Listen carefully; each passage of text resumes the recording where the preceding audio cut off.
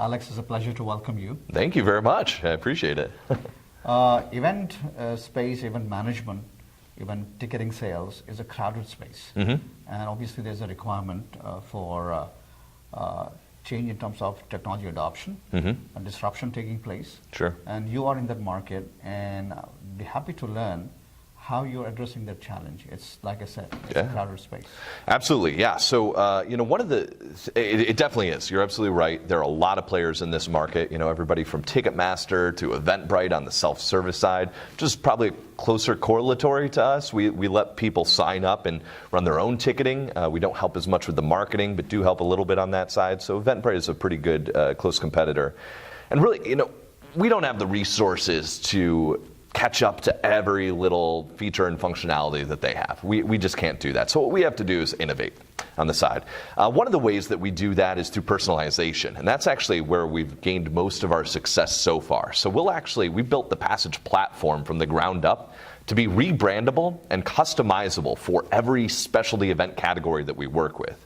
And this is because if you run an event that's a little bit out of the ordinary, maybe not music or not sports or not theater, you'll find that these generic one-size-fits-all solutions just don't have the functionality you need. So, they can't support an escape room that has 8 time slots in a day and only 8 people per time slot or something like that, or a haunted house that's live Thursday, Friday, Saturday, and Sunday by the hour, plus they have 3 ticket bundles every weekend, for 6 weeks straight. It just doesn't work like a normal one-off music event. So we built custom brands and functionality for each of those that we work with. We have brands for haunted houses, which we're actually the largest provider in America of haunted house tickets. One for escape rooms, that we are one of the larger providers there. One for semi-pro soccer, that's actually our fastest growing right now. We work with over 100 semi-pro soccer teams across the U.S. One for food and drink, and the list goes on. We have several others as well. Let's talk about innovation. Sure. As a startup, obviously, innovation is very key. What are the nuts and bolts for others in this space to understand that innovation has to happen at the very infancy stage, because that's the only edge you have compared to the big players? Yeah, absolutely. So something to learn from you in terms of innovation. Yeah, I think the key with innovation is not to have something, it kind of goes back to that one-size-fits-all, not to worry about everybody to start with. It's to pick a select use case. Find somebody that it just doesn't work for. Whatever it is that you're doing, find somebody that is having a horrible experience, and they're out there, guaranteed. Do a quick internet search, Eventbrite with some expletive next to it, and you will find a result somewhere. And then see why. Try to figure out why real quick and see if you can fix that one use case. And it really doesn't take a lot of time usually to fix one use case and to develop something that's that small. And then roll out from there. See if you can expand that if there are more people that have the same issue, and roll out directly to them. So for us, it started with 1 or 2 haunted houses that we knew really couldn't accept credit cards in the middle of a cornfield.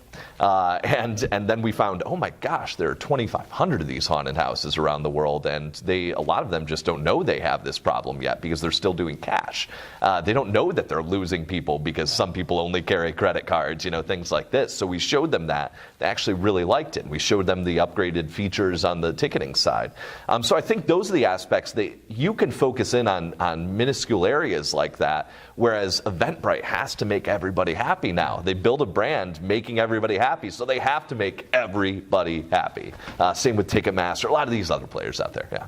So you say that you have to pick a niche and then be very, very good at it. I think that's one approach. I don't think that's the only, but definitely one, yeah.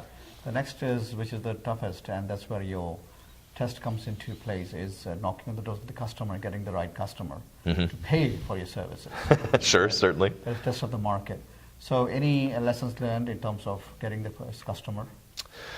Yeah, so we went out and we answered that immediate question with 2 that we had that were very friendly. And then we mocked up the rest of it and started selling it to others. And I think the best way to do that, to actually find people that have that same problem and getting those customers that are willing to pay, is go to them. So you can't just advertise and hope that they come to you. That's probably not going to change their mind there, especially if you're a new player.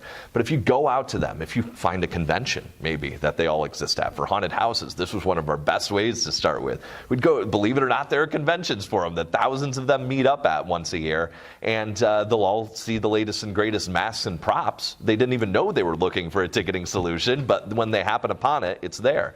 And don't be afraid to sell, I would say, an idea.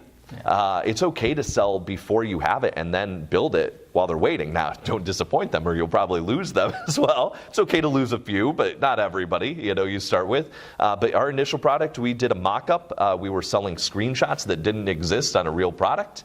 And we sold 40 accounts in March that needed to go live in September for the haunted house ticketing season. And it worked similar for the other verticals we ended up getting into. So I think that's the biggest thing. Go where they are and show them a product that's worked for something else or an idea that's worked for somebody else and see if they'll buy into that idea.